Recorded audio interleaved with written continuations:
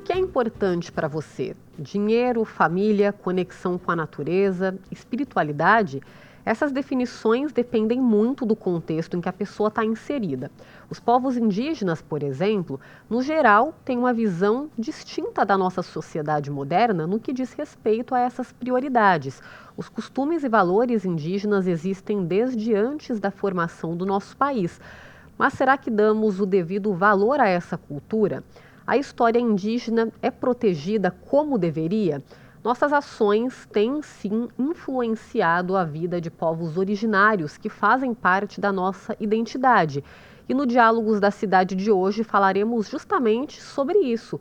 Cultura indígena, portanto, é o tema, e eu recebo aqui no estúdio o historiador Carlos Tiaca e a assessora jurídica do Conselho Indigenista Missionário, Caroline Ilgert. Sejam muito bem-vindos. Bom, muito agradecido pelo convite. Bem-vinda, viu, Carol? Também posso chamar de Carol? Pode chamar. Carlos, vamos começar então com você. Como eu falei na introdução, né, os povos indígenas, eles estão aqui no nosso país, né? Vamos trazer para a nossa realidade, né? Estão aqui no nosso país antes mesmo da chegada dos portugueses, né? E a gente também tem uma história bem viva, né, dos povos indígenas aqui no Vale do Paraíba e em São José dos Campos, né? Tem muitos bairros também que têm ligações mais fortes. Queria que você começasse explicando um pouquinho para a gente. Olá. Bom, a presença indígena aqui em São José, no Vale do Paraíba, isso há muito tempo, né, antes da vinda dos europeus para cá. Bem antes, tínhamos os puris, depois, posteriormente, vem os tupi-guaranis para cá.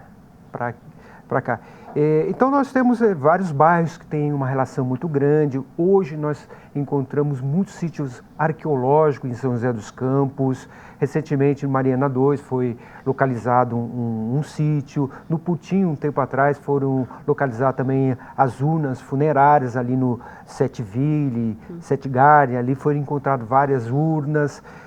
Lá na região norte também tem muitos lugares que a gente encontra facilmente artefatos indígenas. Então isso mostra que São José teve assim, uma população muito grande antes da vinda dos europeus para cá. Então essa relação precisa ser muito investigada, aprimorada ainda mais, para a gente ter essa história recontada, porque o josense ainda não sabe dessa parte bonita da nossa história, que é antes da chegada dos europeus. Bacana, e você trouxe também alguns objetos que seria que você mostrasse para a gente, para o pessoal de casa, e explicasse também qual que é o significado de cada um? Pois é, esse daqui, por exemplo, é uma mão de pilão. No passado as pessoas falavam que era pedra de raio, né? Não sabiam o que era, né? Isso aqui era utilizado para macetar, né? Grãos, enfim, né? Esse aqui foi localizado ali na região do bairro dos Freitas, numa fazenda, então era utilizado para isso. Tem diversos tamanhos dessa mão de pilão. Também lá na região do Freitas, ali mais precisamente no bairro do Buquirinha, foi encontrada também essa pedra. Essa pedra aqui é de rede, também foi localizado ali na beira do rio Buquira. Rio Buquira é uma palavra indígena, Buquira, né?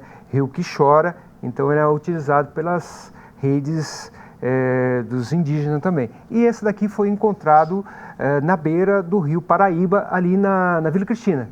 Ou seja, 3 peças indígenas localizadas ali na região norte. Mas como eu falei, né, temos inúmeros sítios arqueológicos. Lá no Galo Branco tem ali na estação de tratamento da Sabesp, atrás do Parque Cidade tem outros. Enfim, são vários. No Alto de Santana também foi encontrado bastante artefatos. Enfim, né, ou seja, mostra que São José tem uma relação muito profunda.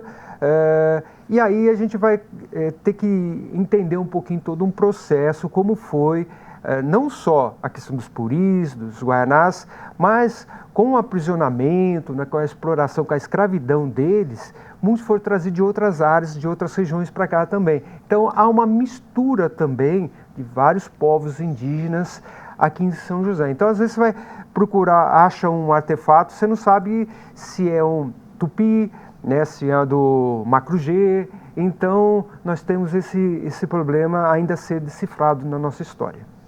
Sim, tem, né, muita coisa a gente falar ainda, e uma história que a gente não pode deixar perder, né, porque faz parte da nossa identidade, né? Carol, são ao menos 3 mil indígenas, né, que moram aqui na região. Ubatuba, inclusive no litoral norte paulista, é uma cidade que se destaca nesse sentido também, né? E é justamente isso, a gente não pode deixar que essa história seja esquecida, né? Os povos indígenas, por exemplo, que são ali sobreviventes, né? Já passaram por muitas transformações, né? Muitos problemas também, né? Foram perseguidos, tem muitas questões que envolvem também, então é importante a gente se atentar a isso, né? Sim, com certeza. Bom, a gente tem no último censo brasileiro que saiu, pelo menos 1.700.000 pessoas indígenas autodeclaradas em todas as regiões do Brasil. Então, elas não estão, né, como muitas vezes se pensa, só no norte, pelo contrário, né, essas pessoas estão espalhadas pelo Brasil todo e reivindicando os seus territórios, até mesmo em nome dessa preservação da cultura. Então, Ubatuba, a gente tem, por exemplo, conhecimento de que há 2 terras indígenas, né, a terra indígena Boa Vista e a terra indígena Renascer. E a terra indígena Boa Vista já foi uma promessa de governo para que ela fosse homologada, porque ela já está demarcada. Então, a gente tem também essa situação de diversas terras indígenas que já podem sofrer aí uma homologação, ou seja, um decreto presidencial para que ela se regularize totalmente, mas alguns empecilhos às vezes fazem com que politicamente isso demore muito a acontecer. E o caso da aldeia da terra indígena Renascer, ainda nem se iniciaram os estudos pela FUNAI. Então, é muito importante para esses povos que eles tenham a terra indígena demarcada, regularizada, protegida, para que eles possam manter, né, as suas culturas, o bem viver e, enfim, dar continuidade para tantas coisas que a gente tem a aprender com eles. As tradições, né? Antes da gente chamar o nosso convidado via Skype, já que você puxou esse gancho, né? É importante a gente ressaltar que é um direito, né? Dos povos indígenas, um dever de todos nós também, né? Proteger, né, ali toda essa história deles também. Mas hoje a gente vê, né, que muitos povos indígenas, né, eles, como você falou, né, eles estão espalhados por todo o país, mas muitos, né, vivem também na cidade, né, têm acesso a outras coisas, e é importante, né, a gente também falar que isso é aceitável, né, uma escolha deles, deixar de ser um direito de escolha, preservar sim, mas também, né, quando eles forem ter acesso, né, a outras coisas, que isso também não seja alvo de polêmicas, né? Com certeza. A gente costuma dizer que ninguém deixa de ser o que é por aprender outras coisas ou por estar em outros lugares. Então, a gente como brasileiro nunca vai deixar de ser brasileiro, mesmo morando na Europa ou em outros países, assim como a gente nunca vai deixar de ser joseense em nenhum lugar desse Brasil.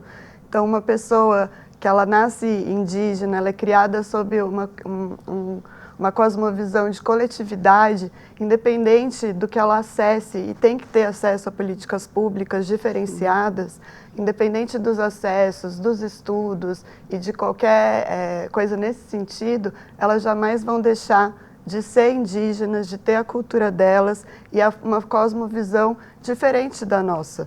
Nós somos criados muitas vezes dentro de uma visão muito individualista, né? Nas comunidades as pessoas são criadas dentro de uma visão completamente coletiva do mundo.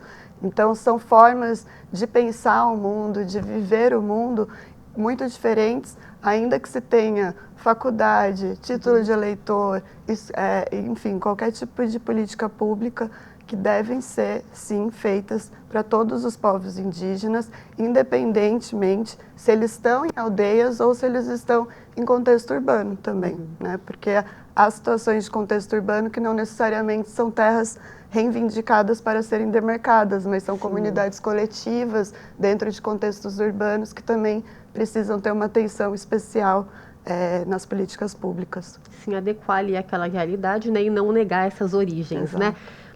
Bom, a gente vai conversar agora também com o nosso outro convidado que participa com a gente de forma remota, que é o indigenista e antropólogo Edson Benedetti. Seja muito bem-vindo, Edson. E eu quero já começar te perguntando que quando a gente fala sobre a cultura indígena, há muita desinformação em torno desse assunto, né? E é importante a gente também, né, tirar esses estereótipos errôneos, né, que são muitas vezes, né, vinculados aos povos indígenas. Sim, eu creio que é importante a gente poder conversar, entender que os povos indígenas foram invisibilizados pelas políticas públicas ao longo do século XX, né? A ideia de desenvolvimento e aculturação, ela esteve presente na política pública, no cenário brasileiro, pelo menos desde o início do século XX até os anos 70. Só a partir dos anos 70, com a atuação, por exemplo, do CIMI, da FUNAI, da Operação Amazônia Nativa, que se começou uma mudança de paradigma, de perspectiva, com relação a tentar se compreender quem é esse sujeito indígena, como ele vive, o que ele sente, o que ele pensa. E essa mudança ela foi alcançando a parte final do século XX e no início dos anos 2000 ela se tornou uma política pública, né? Então hoje a gente tem várias políticas públicas ativas, como já falou a colega aí. Eu poderia citar no campo da saúde o Distrito Sanitário Especial Indígena, que é o SUS, para as comunidades indígenas em todo o Brasil, as políticas de educação indígena, que consegue trazer, através de uma política de educação diferenciada, prover acesso à escolarização das comunidades e dos sujeitos indígenas que estão fazendo cursos de graduação, mestrado e até doutorado. Então, hoje, nós temos uma população indígena bem mais preparada para lidar com a sociedade nacional, né? Mas, ao mesmo tempo, com mais preparo, são mais exigidos, mas não deixaram a sua essência, não deixaram de pensar e de interpretar o mundo a partir dos seus valores, da sua cultura, das suas crenças.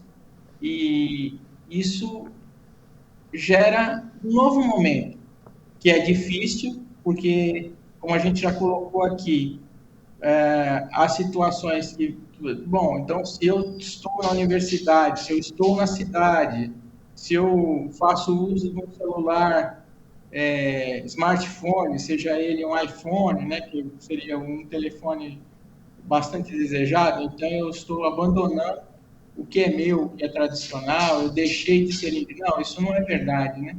Eu posso ser um indígena, posso ter estudado, ter uma graduação, até um doutorado, ter um smartphone, mas continuar valorizando aquilo que é meu, aquilo que veio da minha ancestralidade.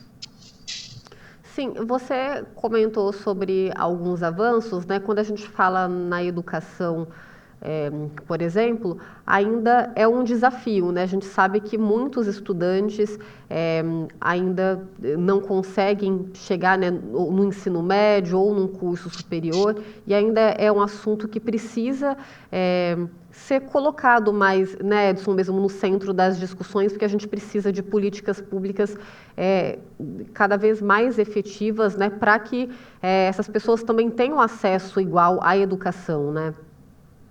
Sim, e a questão de se os governos, seja ele estadual ou federal, proporcionar um acesso, por exemplo, através de um mecanismo de cotas, ou que seja um acesso diferenciado na hora de prover um vestibular, ou seja, qualquer outro tipo de avaliação de ingresso num curso de nível médio ou superior, por exemplo, não significa que isso é um privilégio, né? Significa que você está dando a condição para que aquela pessoa possa chegar, aprender o que vai ser ensinado, e a partir do momento que ele tiver condições de se desenvolver no ambiente escolar, esse desenvolvimento, essa capacidade, essas novas habilidades, elas vão se traduzir, se espalhar pela sociedade brasileira. Significa que quando eu levo, por exemplo, quando um indígena ingressa na universidade por um sistema de cotas, né, aqueles que são os inimigos da questão indígena vão dizer, tá tutelando, tá dando oportunidade e deixando alguém que merece de fora. Não. Quando o indígena ingressa na universidade, ele leva com ele todos os seus valores, todos os seus ensinamentos, tudo aquilo que é mais caro. Então, isso vai contribuir para uma melhora da sociedade como um todo. Quem de nós que não teve um colega indígena, né, no ambiente da universidade, por exemplo, ou no ambiente de trabalho, como é o meu caso, eu tenho vários colegas indígenas, que a minha chefe, por exemplo, é indígena, e isso só engrandece o nosso trabalho, né? Não diminui, ao contrário, a gente se sente mais forte, mais feliz e confiante de que o Brasil é realmente diverso, né? Porque quando a gente fala em diversidade, a gente não pode só pensar na política como uma coisa estática que fica num plano inatingível. Não, quando eu falo para você, eu estou falando de coisas que são reais. Por exemplo, eu trabalho no Distrito Sanitário Especial Indígena do Interior do Sul e a minha chefe é a Eunice Quebechu, que é uma indígena. Então, a partir da chegada dela na coordenação desse trabalho tão importante, que é levar o SUS, a atenção básica para as comunidades indígenas, por exemplo, isso cria um ambiente diferenciado, que ela está aprendendo conosco, porque ela vai adquirir conhecimentos da administração pública e, ao mesmo tempo, o modo de ser, de pensar e de viver indígena também vai sendo incorporado, né? Sim, sim, é isso. Carol, pegando esse gancho, né, da diversidade, né, nós somos um país, né, uns povos diversos, mas ainda há uma resistência muito grande, né, em aceitar. A gente fala em nível mesmo de políticas públicas, do preconceito, né, ainda é muito forte. A gente tem uma dificuldade, uma limitação muito grande nesse assunto ainda, né? Eu acredito, Dani, que por muito tempo existiu uma exotização do que era ser indígena, isso da nossa sociedade para as várias sociedades indígenas. Então existe nessa sociedade hegemônica um jeito de olhar o indígena e achar que sabe o que ele deve ser ou não deve ser dentro do seu imaginário, sem conhecer as realidades. Então a gente tem diversas realidades no país, né? Como eu trouxe, inclusive aqui no estado de São Paulo, em diversas regiões do estado de São Paulo, a gente tem comunidades indígenas. E esses acessos, até ele estava comentando sobre a questão da educação, diversas escolas, na melhor das ideias, já são bilíngues, já são na aldeias, né? A gente imagina que futuramente a gente vai ter também, quem sabe, faculdades na língua indígena também. Então, toda essa valorização é importante de ser feita, principalmente porque, por conta desse imaginário, como o Estado colocou por muito tempo uma busca para que o indígena assimilasse a nossa cultura e não o movimento contrário. Sim. Então a língua era criminalizada, a forma de viver era criminalizada, você se associar com outro povo indígena era criminalizado. Então a gente teve alguns presídios, né? Inclusive o presídio de Catu, que foi uma colônia agrícola no estado de São Paulo, que trazia indígenas que eram ditos rebeldes de todas as partes. Então, na verdade, teve um projeto do Estado de assimilação dos povos indígenas à sociedade hegemônica. Mas isso não é possível de se consolidar, porque os indígenas nunca vão deixar de ser o que são. Sim. Então, assim, por isso que a Constituição Federal ela foi muito importante, sim, porque ela que quebra esse paradigma assimilacionista e vai trazer o respeito à diferença, ao multiculturalismo. Então, é a Constituição que vai reconhecer que o nosso país ele é diverso e que a gente precisa respeitar. Então, quando a gente fala em preservação, a gente não fala preservação no modo estático.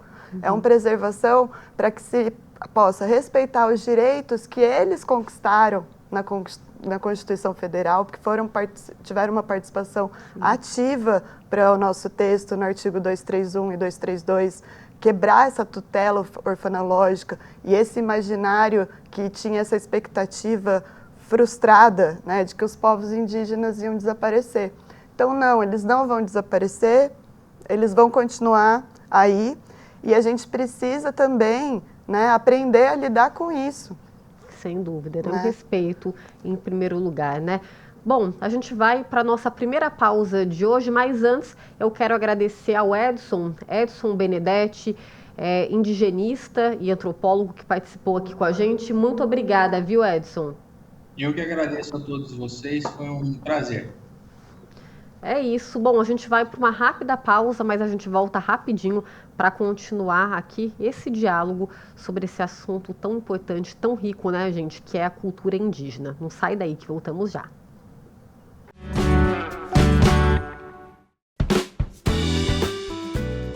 De volta com Diálogos da Cidade, hoje estamos falando sobre a cultura indígena, né, gente? Vou voltar agora então com o Carlos Tchaka, que é historiador.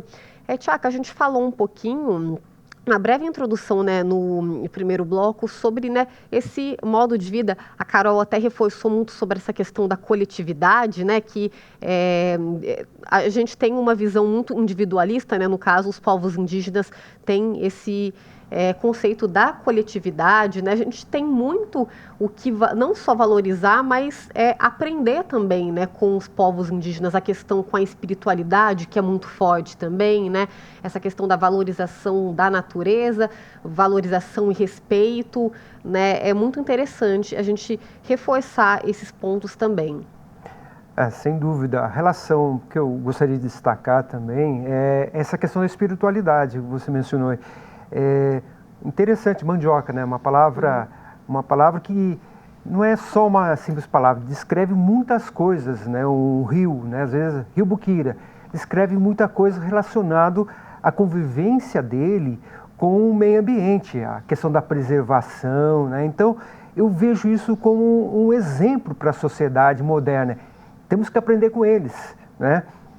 No passado, sempre falaram que a cultura deles era uma cultura sem nenhum propósito, sem nenhum valor. Pelo contrário, né? Então essa relação com a natureza é fantástica. Então temos que aprender nisso, né? E a espiritualidade deles está nisso, né? A relação deles com a natureza, e daí que eles sempre vão olhar e observar e cultuar, né, os seus deuses. Então os cristãos têm que aprender muito com eles nessa relação direta com a natureza.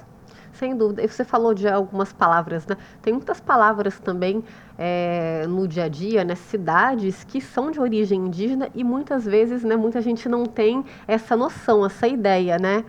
O Rio Paraíba, por exemplo, água ruim, né? É uma palavra indígena. Antes era tupi, né? Antes tinha um outro nome, era um nome puri, que foi alterado.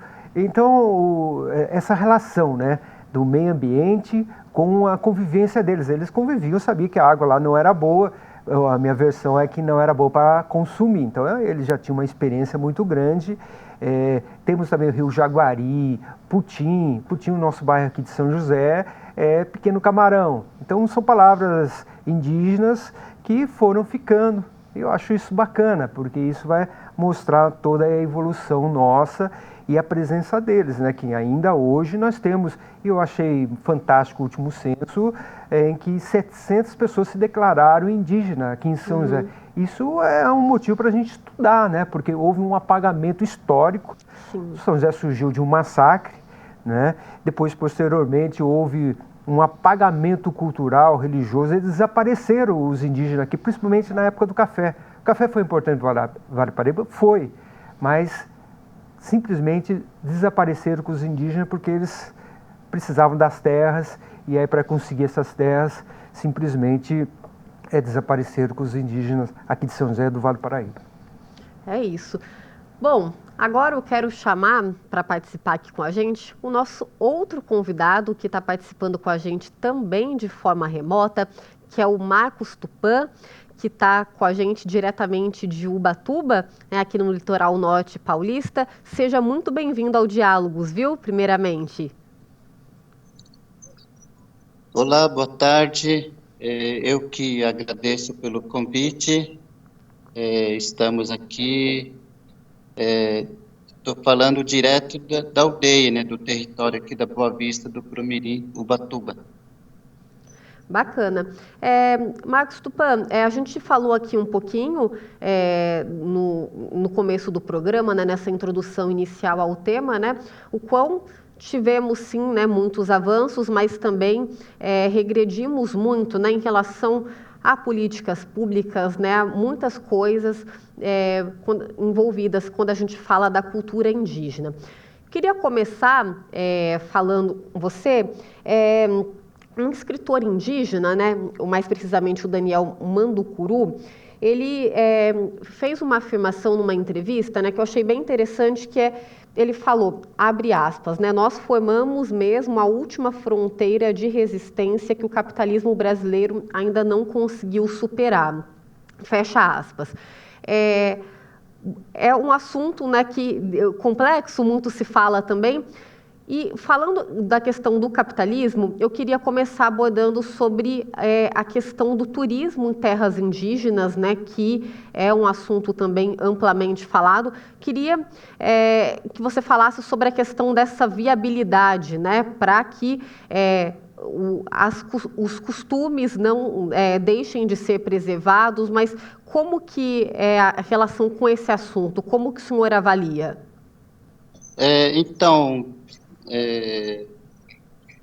Para nós aqui é uma luta constante em relação à preservação da nossa cultura, da nossa tradição, do nosso modo de vida,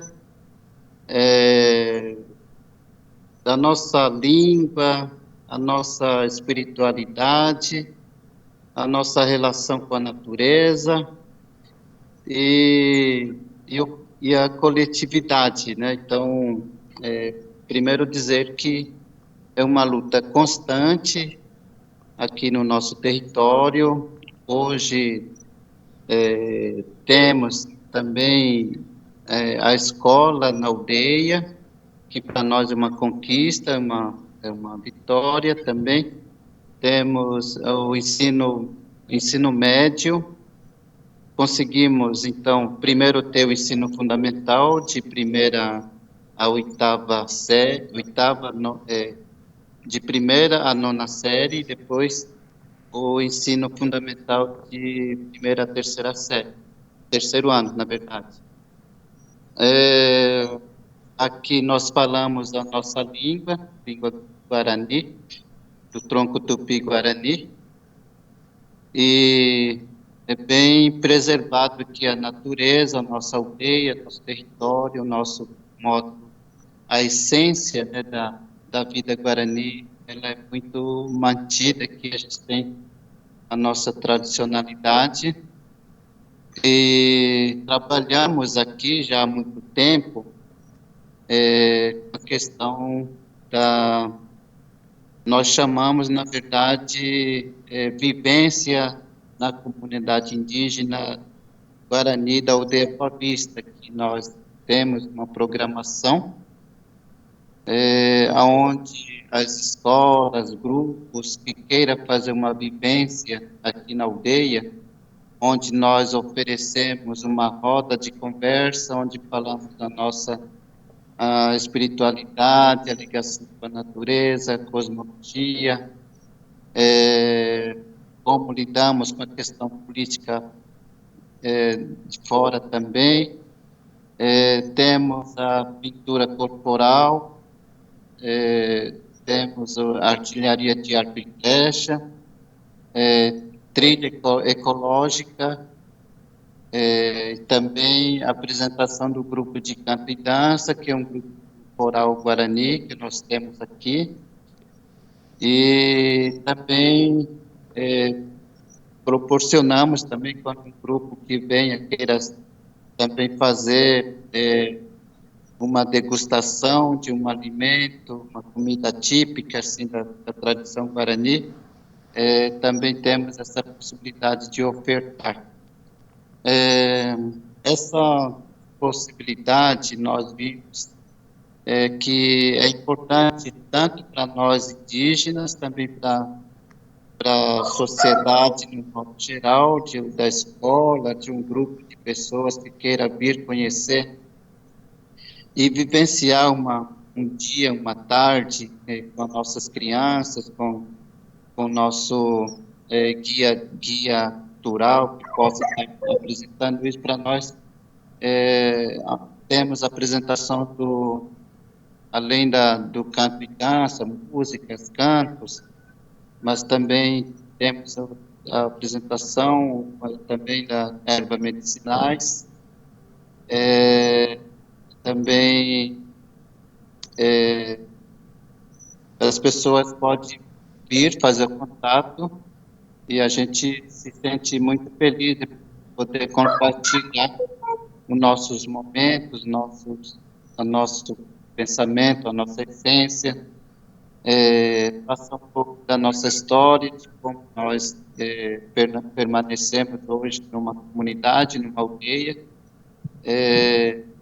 nessa região e também na Mata Atlântica, e que nos traz, é muito importante para nós ter esse pensamento, esse compartilhamento com as pessoas, com a sociedade que queira fazer essa vivência na comunidade, e também traz uma renda para a nossa comunidade através da apresentação dos nossos artesanatos, e isso traz fortalecimento dentro da vida guarani, dentro das famílias também, os nossos produtos como artesanatos que são utilizados, são das matérias-primas da Mata Atlântica. Sim, fortalecer. Folha, madeira, que possamos representar o nosso modo de vida aqui da aldeia Boa Vista. Sim, fortalecer, né, a cultura de vocês como um todo. Marcos Tupã, uma outra coisa que eu queria abordar com vocês, né, a informação é importante, né, para que as pessoas elas ali não sejam, né, ignorantes em muitas colocações.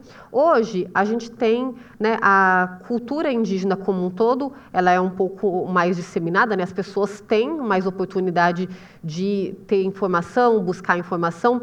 Nós temos, por exemplo, né, na arte, no cinema, nós temos hoje mais cineastas indígenas também, só que muitas vezes os povos indígenas eles ainda são representados, né, no cinema, na arte como um todo, de uma forma muito caricata, né? Qual que é a visão de vocês nesse sentido, sobre esse assunto?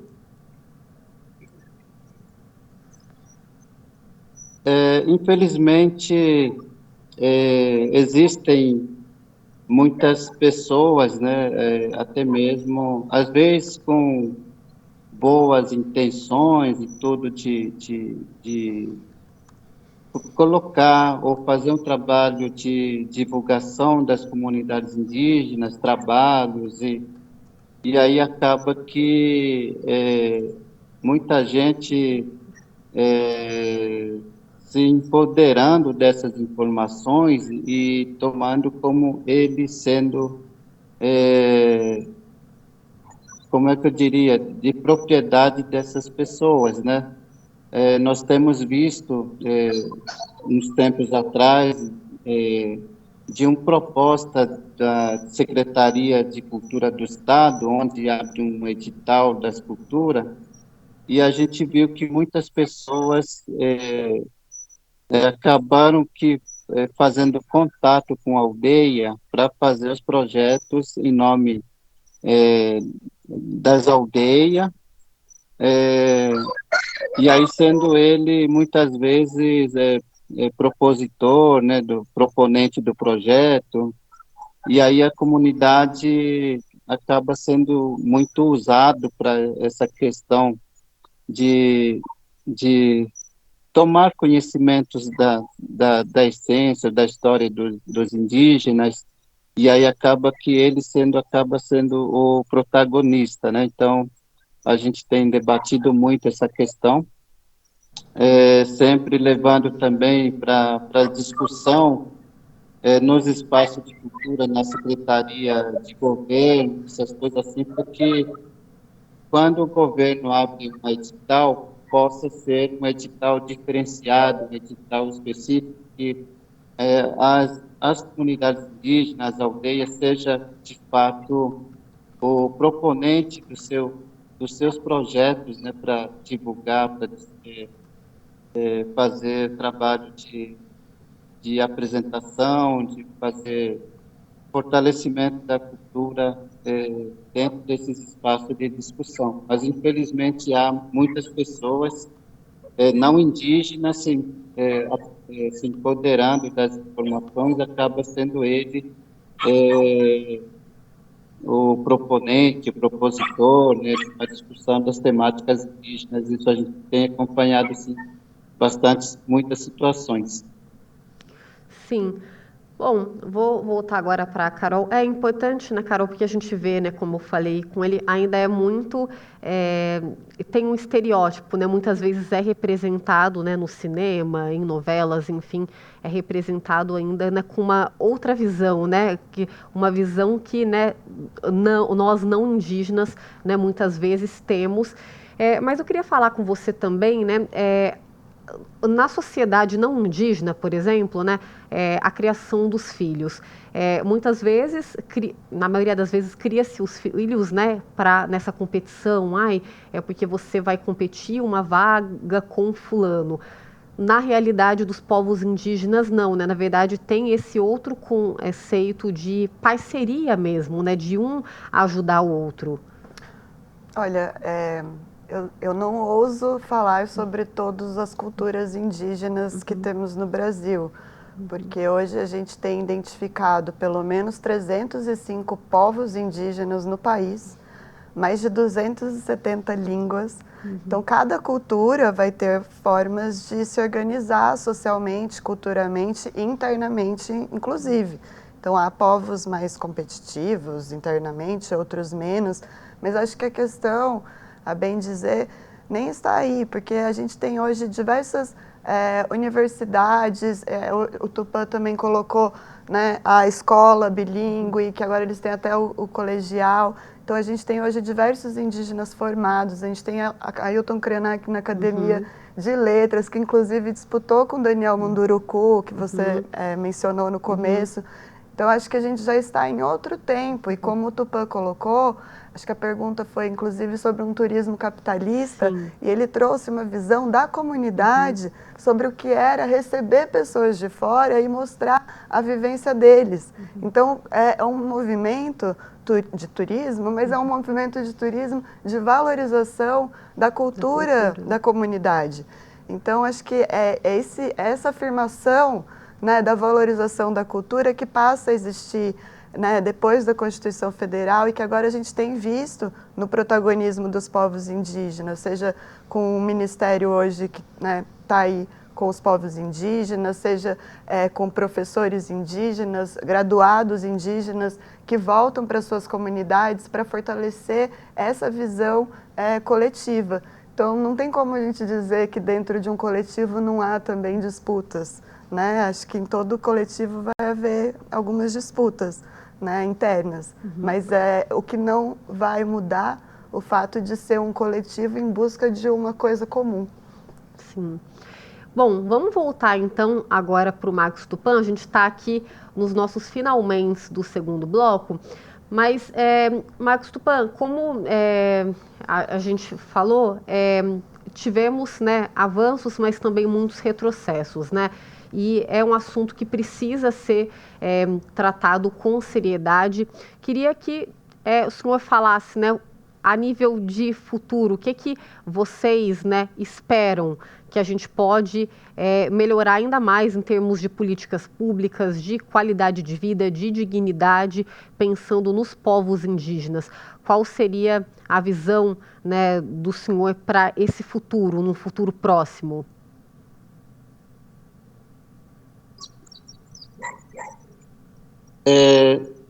Bom, então, são momentos bastante complicados ainda, né?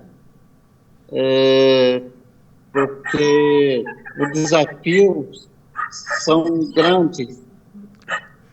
Temos pressão locais aqui, que é essa pressão sobre a cultura, tecnologia, e principalmente a questão dos nossos territórios. Nós estamos aí na luta ainda aqui na Boa Vista para a demarcação do nosso território e também especulação imobiliária, invasão no território. Às vezes tem. Recentemente aqui fomos invadidos por banhista predatória que veio aqui até o nosso território, invadiu o nosso território, foi até a cachoeira, sem a nossa permissão, né? E especulação imobiliária muito grande aqui em torno do nosso território, então é uma pressão muito grande ainda no local. E aí, falando mais acima, assim, no nível político, de disputa, também há uma pressão muito forte, assim. A gente tem o governo que hoje discute a questão indígena, temos o Ministério dos Povos Indígenas, que é presidida pela ministra Sônia Guajajara, o presidente da FUNAI indígena também, a secretário de saúde também indígena. Eu sei que tem várias portas aí se abrindo, tentando ter um diálogo diretamente, propondo que os indígenas tenham acesso das qualidades das políticas públicas no Brasil, né? Saúde, educação, cultura, mas também há uma pressão muito forte ainda sobre a demarcação das terras indígenas, porque, infelizmente, temos aí os poderes, né? O executivo, de um lado, há um diálogo com os povos indígenas, porém, o poder legislativo do Congresso Nacional totalmente contrária, né, aos direitos dos povos indígenas. Estamos enfrentando uma situação no Supremo Tribunal Federal, a nível de conciliação com o ruralista, mais representação de governo, e também tivemos a participação inicial da PIB, Articulação dos Povos Indígenas, mas diante de tanta pressão e também autoritária do ministro, acabou que a nossa representação se retirou dessa mesa de conciliação. Então, a gente espera que a nossa Constituição garantida, né, em 88, não seja desrespeitada. E está muito complicado nesse contexto, nesse momento, porque há uma pressão muito forte do Congresso Nacional, da bancada ruralista, de cada vez mais impor situações para que as nossas terras não sejam demarcadas. E mesmo aquelas demarcadas ainda sofrer pressão para que ela seja diminuída, tem a questão da mineração em terras indígenas, é uma pressão que a gente vem sofrendo politicamente dos interesses capitalistas, dos ruralistas, e que a pressão está sendo muito forte. Então, o governo brasileiro, o Poder Executivo, tenta ter o diálogo, tenta implementar as políticas públicas que possa fortalecer as culturas dos povos indígenas, porém há essa pressão de interesse econômico para os territórios indígenas no Brasil está sendo ainda bastante complicado, pelo menos nesse contexto que nós estamos vivendo. É isso. A luta continua, né? Marcos Tupã, muito obrigada, viu, por participar com a gente aqui no Diálogos e contribuir, né, com esse bate-papo, falar um pouco da realidade de vocês. Obrigada e está convidado a voltar sempre, viu? Muito obrigada. Muito obrigado, eu também estou à disposição, sempre que puder fazer um bate-papo em relação às nossas lutas.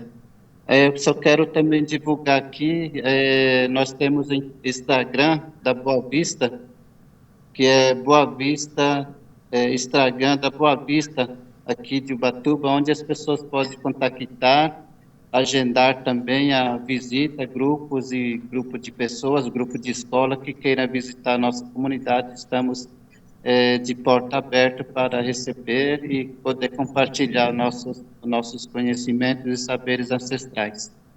É isso, bacana. Muito obrigada, viu? Mais uma vez. Bom, a gente vai para mais uma pausa, a última de hoje, e daqui a pouquinho a gente retorna para concluir aqui esse bate-papo sobre a cultura indígena. Voltamos já.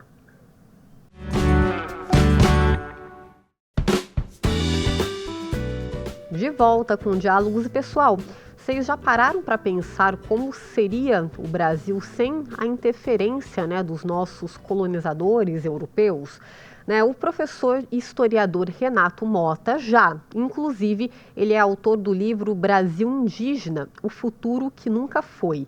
Uma dica, aliás, para quem tem interesse em buscar conhecimento, entender mais, né, sobre esse universo. O Renato, gente, o próprio, então, encaminhou um vídeo para a gente. Vamos conferir. Oi, Dani, primeiramente muito obrigado pelo convite para poder estar participando do seu programa, para que eu pudesse falar um pouco aí do meu livro Brasil Indígena, o futuro que nunca foi. Eu trago uma reflexão para as pessoas de como seria o futuro dos povos indígenas no Brasil se tivessem evoluído sem que houvesse acontecido a interferência dos nossos colonizadores no nosso país. Como teria evoluído a parte de cultura, a parte da tecnologia, a parte das conexões comerciais com o resto do mundo? Como teria sido esse mundo? E os índios, os indígenas, nós sabemos que eles têm uma conexão muito profunda com a natureza. Essa parte de sustentabilidade, de cuidar do planeta, saber retirar o que eles precisam sem destruir em grandes proporções, igual hoje a nossa civilização consumista faz, né? Um consumo desenfreado que não se importa com o que está sendo destruído, em repor o que for destruído. Então, essa reflexão que eu trago nesse livro não é apenas uma ficção em relação a pensar como que teria sido o futuro se eles tivessem sido evoluído sem interferência dos colonizadores, mas sim para que nós possamos refletir sobre o nosso próprio futuro. E o objetivo desse livro ele é explorar não apenas os desafios e os dilemas enfrentados pelos indígenas, mas também uma incrível riqueza ali da sua cultura, dos seus conhecimentos e do seu legado, né? Uma jornada que começa ali com o reconhecimento do passado e se projeta para um futuro onde, quem sabe, as culturas indígenas pudessem ser as líderes de um mundo muito mais evoluído, muito mais equilibrado e muito mais sustentável. Será que nós, com as nossas guerras, com tudo que nós vemos ainda acontecendo no mundo, será que não estamos repetindo os mesmos erros que nós fizemos no passado, exterminando civilizações, culturas? Através da educação, do compromisso com a cultura indígena, a preservação deles, né? nós podemos fazer com que no futuro as novas gerações vejam isso com outros olhos, aprendam com os erros do passado e podemos deixar um mundo muito rico de conhecimento, de cultura e mostrar que como civilização nós estamos aqui para aprender com os nossos erros, mas também aprender que fazemos parte de um só ecossistema, de um todo. Na verdade, somos todos humanos, né? Então nós temos que aprender a viver como humano, respeitar o próximo, o espaço do próximo e respeitar aí o futuro dos indígenas no nosso país. Tá aí, obrigada, viu, Renato? Como eu falei, então, para quem tiver interesse, né, o livro está aí à disposição. Pode procurar mais informações aí sobre esse exemplar. Carlos, você falou no começo, né, sobre São José tem, né, vários sítios arqueológicos, né, que foram descobertos recentemente, alguns há um pouco mais tempo. É importante trabalhar, a gente falou muito aqui sobre essa valorização da cultura indígena, né, que ela precisa ser passada, a gente não pode deixar morrer, né, essa cultura, essas tradições, e é muito importante trabalhar com a base também, né, as crianças desde cedo, que os professores, os historiadores, eles estejam ali cientes, atentos a esse assunto e que a gente possa trabalhar também na base com as crianças, né, para que essa cultura ela não morra, né? Sem sombra de dúvida. Dani, a Carol falou uma coisa interessante, essa riqueza linguística, cultural, há uma diversidade, né? São inúmeros povos indígenas aqui no Brasil e São José é importante que faça uma compensação histórica, porque aqui moravam os nossos ancestrais, os guaianazes, o tupinambás, os portugueses, os europeus vieram para cá, dizimaram, escravizaram, massacraram culturalmente eles. Então, uma forma também de a gente rever nosso passado, né? Aprender com esses nossos erros, mas também aproveitar dessa riqueza que eles deixaram e que eles fazem parte da nossa realidade. Porque se 700 pessoas dizem que são indígenas, sinal que eles estão falando isso com orgulho, né? Então é importante que a sociedade, que as escolas entendam esse significado, entendam quem foram eles, quem são eles, né? Então é importante que a educação nossa, as escolas, passem isso para os nossos alunos. É importante que os professores sejam informados, porque está na lei de diretriz de base falar isso, né? Então é importante que a gente entenda que sítios arqueológicos são esses e qual foi a importância e qual é a importância da presença dos povos indígenas aqui em São José. Cometemos erro no passado com o café, mas também temos chance de compensar historicamente. Sim. E só antes de eu fazer a última pergunta para a Carol, a gente comentou, né, você falou, reforço sobre a questão de vários povos, né, indígenas que a gente tem aqui no Brasil, e é interessante, né, nas escolas, por exemplo, muitas vezes, né, se celebra o Dia do Índio, né, mas muitas vezes também é bem estereotipado, né? Você vê até nas próprias roupas, né? As crianças, é uma visão diferente que muitas vezes, né, a visão que se tem do cinema americano do que, né, do que seria tradições dos povos indígenas, né? Só que no caso, aqui no Brasil a gente tem, né, uma diversidade, muitas vezes uma realidade totalmente diferente. Para a gente encerrar, são muitos pontos, né, que precisam ser colocados ainda no centro das discussões, né, Carol? E dependendo, né, do momento político, do contexto político que a gente vive, essa questão vai ser mais priorizada ou não. Tem a questão do desmatamento, né, que os povos indígenas resistem porque eles sofrem bastante com isso, são afetados diretamente. O agronegócio, né, que é uma outra linha também que está ali diretamente afetando a expansão de territórios. Queria que você falasse um pouquinho, né, como que a gente pode ali discutir esse assunto, né, agora, no futuro, como que a gente pode ali ligar essas situações, né, para que as comunidades não sejam prejudicadas. Acho que as comunidades já foram prejudicadas por, né, todos esses 500 anos de colonização. Como o professor colocou, né, os sítios arqueológicos dão uma dica para a gente de toda a violência que esses povos sofreram, né, em período mais recente ou menos recente. Então, é interessante de ver que hoje os povos indígenas estão nos únicos lugares onde a gente ainda tem a floresta em pé, né, a natureza de pé. E acho que é também interessante da gente lembrar que quando a gente fala em preservação da natureza, a gente não está falando de um meio ambiente sem pessoas.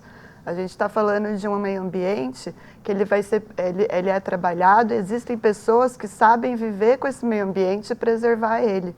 Né? A floresta amazônica, a Mata Atlântica, a diversidade que elas têm, o impacto que elas têm, só existe porque essas florestas foram vividas por povos e comunidades tradicionais ao longo dos anos. Né? Então, quando a gente pensa, por muito tempo a gente pensou que o meio ambiente tinha que ficar sem pessoas. Na verdade, a gente não sabe lidar com a natureza de forma a preservá-la. Né? Então, a gente tem aí o agronegócio, onde a gente vê que as últimas fronteiras agrícolas do país são terras indígenas. A gente tem uma especulação imobiliária muito forte, principalmente nas regiões do litoral, né, e do Nordeste também, enfim, em várias regiões do Brasil, mas como o Marcos Tupã colocou aqui. Então, tudo isso está sendo, de alguma forma, muito visibilizado por conta das últimas discussões que a gente tem tido em Brasília. Né? Então, ano passado, retrasado agora, o STF havia julgado a inconstitucionalidade do marco temporal. No mesmo ano, alguns meses depois, o Congresso Nacional aprovou a Lei 14.701, instituindo o que era inconstitucional. Né? E a gente tem hoje toda uma mesa de negociação que está acontecendo no STF, que o Tupã comentou, que colocam vários atores, mas na verdade é colocar os povos indígenas para negociar com seus próprios algozes, que foram respaldados por uma política de Estado. Né? Então, quando a gente vê o agronegócio hoje no Brasil, a gente vê as terras indígenas e em volta tudo agronegócio. Então, são pastos, são milhares de quilômetros de terra nua e deserta. Então, quando a gente está falando em demarcação de terras, a gente está falando em demarcação de terras indígenas, a gente também está falando em devolver a dignidade para esses povos, e a gente precisa pensar, quando essa terra foi demarcada, de que forma ela vai ser devolvida para os povos indígenas. Porque a maioria deles, infelizmente, não é o caso da aldeia Boa Vista, que eles estão na posse da terra, mas mesmo assim sofrem invasões, como ele mesmo comentou. Então, boa parte dos povos indígenas hoje não estão na posse de suas terras, não estão com o processo de demarcação avançado e, ainda assim, em Brasília se está discutindo como se desfazer dessas terras, como arrendar terras, como explorar economicamente essas terras. Então, a gente tem que parar um pouco, pensar na demarcação de terras, no bem viver dos povos indígenas e como eles querem gerir as suas terras, desde que eles tenham elas demarcadas. Sim, é isso. Carlos Tchaka, muito obrigada, viu, por participar aqui com a gente hoje. Eu que agradeço, acho que é um tema muito importante para a nossa história, para São José dos Campos, para o Vale do Paraíba. Gostei muito das colocações. Enfim, né, nós temos muito que aprofundar na história de São José. Sem dúvida. Carol, obrigada, viu, mais uma vez, e que esse assunto, né, ele não seja esquecido, né, precisa estar ali no centro das discussões. Obrigada mais uma vez, viu? Obrigada, Dani, estou à disposição, foi um prazer estar aqui, também adorei conhecer o professor, vamos trocar bastante. É isso, gente, o Diálogos fica por aqui. Para rever este programa na íntegra é só acessar o youtube.com/tvcâmara-sjc, os canais 12.3, que é nosso canal aberto, além do 7 da NET e do 9 da Vivo. O Diálogos fica por aqui, mas semana que vem estaremos de volta a partir das 4 da tarde. Até mais!